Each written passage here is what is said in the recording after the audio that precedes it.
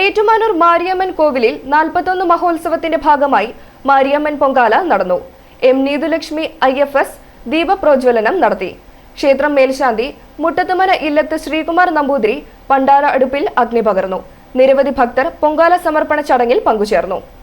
ബ്രഹ്മകലശ പൂജ, ബ്രഹ്മകലശാഭിഷേകം, വിശേഷാൽ ദീപാരാധന, ചെണ്ടമേളം എന്നിവയും ഉണ്ടായിരുന്നു.